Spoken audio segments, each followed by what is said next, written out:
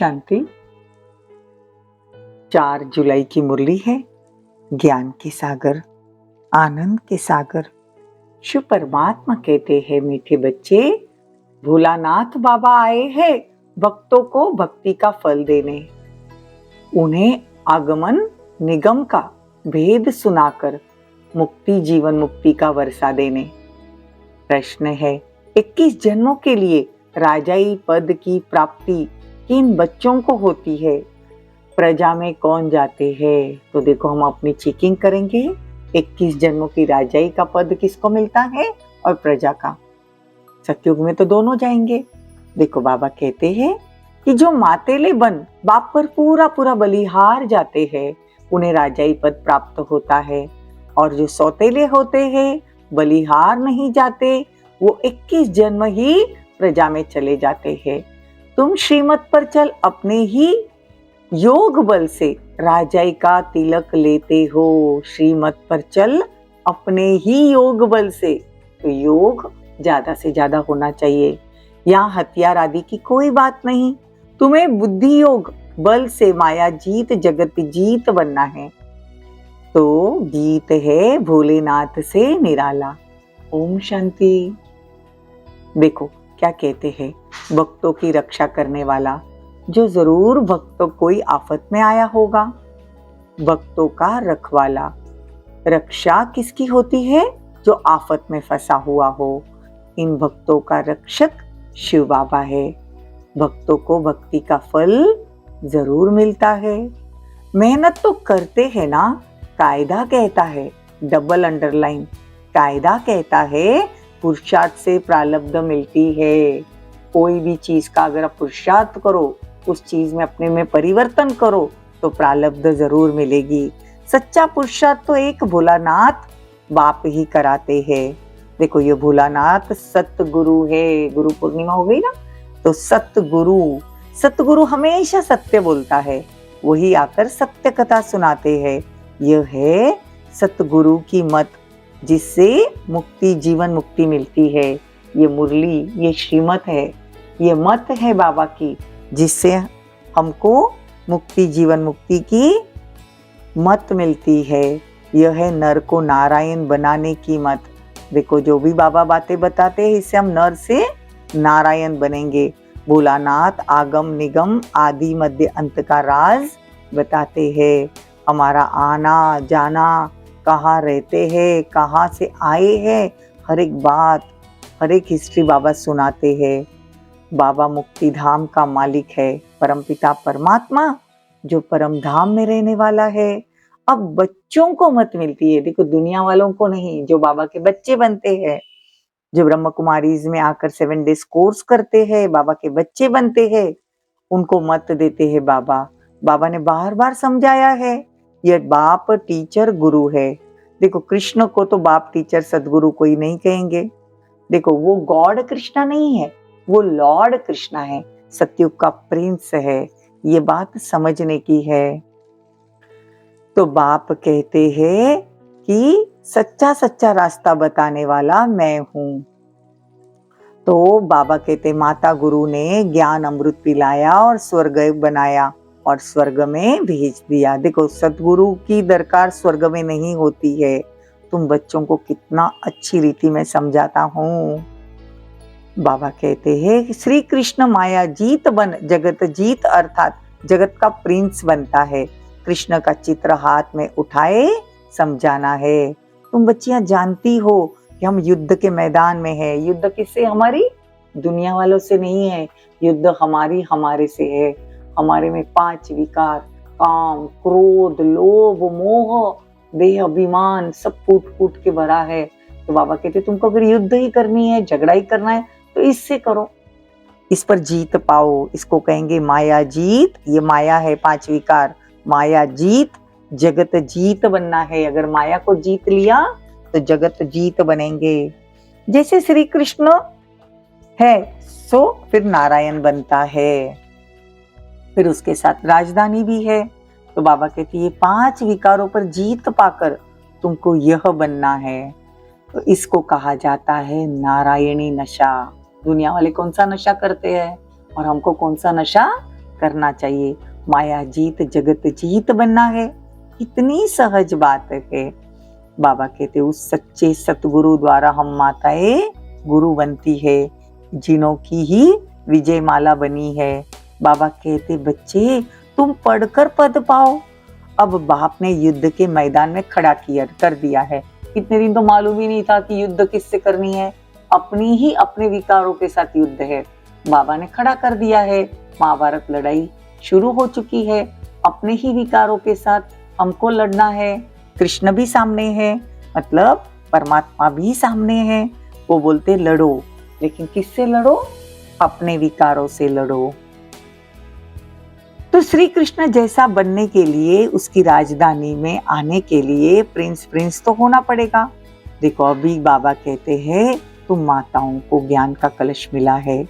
ये बच्चियां अमृत पिलाकर असुरों से देवता बनाती। देखो हम बच्चे या दीदी लोग जाकर जब बाबा की ज्ञान सुनाते हैं, ज्ञान अमृत पिलाते हैं, तो वो आत्माएं असुर से देवता बनती है।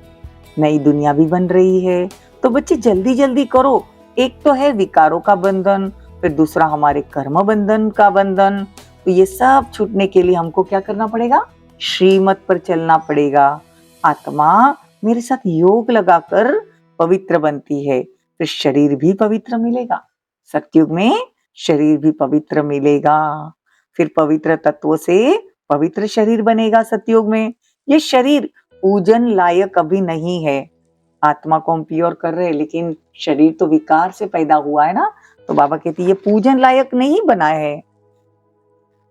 तो पूज्य तो सिर्फ देवता ही है, उन पर ही फूल चढ़ा सकते हैं।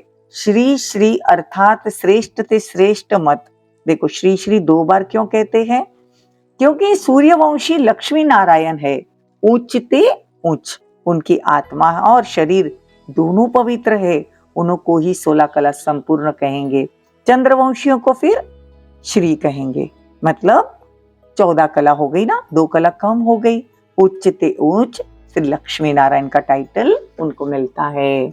बाबा कहते रहना भल यहाँ है, परंतु बुद्धि योग वहां लगा रहे। परम धाम सतयुग इसको कहा जाता है। शांति धाम सुख धाम को याद करना।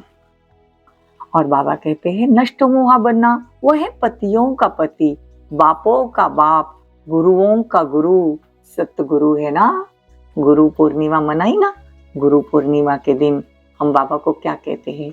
हैप्पी गुरु पूर्णिमा या हैप्पी सतगुरु। हैप्पी सतगुरु। आज की पूर्णिमा है, कल गुरु पूर्णिमा थी।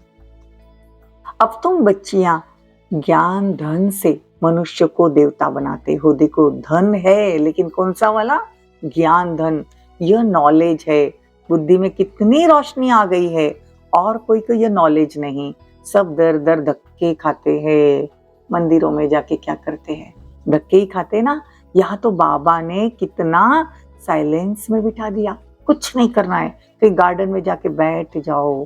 बाबा कहते मरने लायक हो तो भी बैठकर ज्ञान सुनो, मुरली कभी भी मिस नहीं करो। ज्ञान अमृत मुख में हो, शिव बाबा की याद हो, तब प्राण तन से निकले, फिर अंत मति सो गति हो जाएगी। अंत में जिसकी याद, गति मतलब अगला जन्म उधर ही। नहीं तो विकर्म विनाश नहीं होंगे, न मोह जीत बनेंगे, मुफ्त भक्ति का फल गवा देंगे। इतनी द्वापर से लेकर हमने कलयुग के अंत तक भक्ति की, भक्ति का फल भगवान मिल गया। फिर बाबा कहते वो गवा देंगे। फुल पास होना है तो पुरुषार्थ करो, डरने का काम नहीं। निर्भय निर्वैर बनना है। समझाना तो पड़ेगा ना। जो कहते भगवान सर्वव्यापी है, उन्होंने ही भारत की ऐसी दुर्दशा की। हम बोलते टाइम बोल देते भगवान कन कन में है, लेकिन कोई एक वैसा वर्ड जिसे पूरा भारत कंगाल हो गया। भगवान की ग्लानि हो गई। बोलते टाइम सोचते टाइम बहुत सोच समझ कर बोलना है। तो बाबा कहते हर एक इसका अर्थ जो रहता है वो अलग रहता है। मालूम नहीं तो नहीं बोलना। सर्वव्यापी भगवान को कह देने से भारत की ऐसी दुर्दशा हो गई। भगवान तो एक ही भोलानाथ है, जो सब भक्तों का रखवाला है। श्री कृष्ण की आत्मा अभी यहाँ है ब्रह्मा के तन में। तो अब सब कुछ समझो, बहुत बड़ी लॉटरी है। देखो घोड़े की दौड़ होती है ना, तो हमको भी दौड़ना है, लेकिन बुद्धि से दौड़ना है। जितना हम दौड़ेंगे उतना जल्दी बाबा के पास पहुंचेंगे, फिर हमारे विकर्म विनाश भी होंगे। बाबा ने बार बार समझाया है, ये युद्ध का मैदान में तुम खड़े हो, मनुष्य कहेंगे हथियार आदि कहाँ है, तो सारी सृष्टि पर हमको विजय पानी है। ये बाबा ने एक्ट एक बार करवाई थी कि हमको हमारे विकारों से लड़ना है। हम अपने स्वर्ग धाम जरूर पधारेंगे, सूर्यवंशी, चंद्रवंशी, फिर वैश्य, शूद्र वंशी बनेंगे, फिर बाबा आकर शूद्र से हमको बाबा ब्राह्मण बनाएंगे। देखो ऐसे ऐसे अपने से बातें करनी है। बच्चे लोग बगीचे में जाकर बैठते हैं, फिर तुम एकांत में बैठ शिव बाबा को याद करो, हमारा पुराना हिसाब किताब चुकता होगा, फिर हम राज्य करेंगे।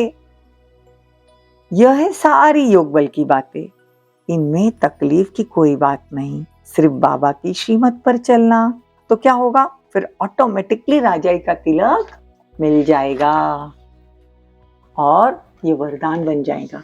ये वरदान मिल जाएगा हमको कि आयुष्यवान भव, पुत्रवान भव।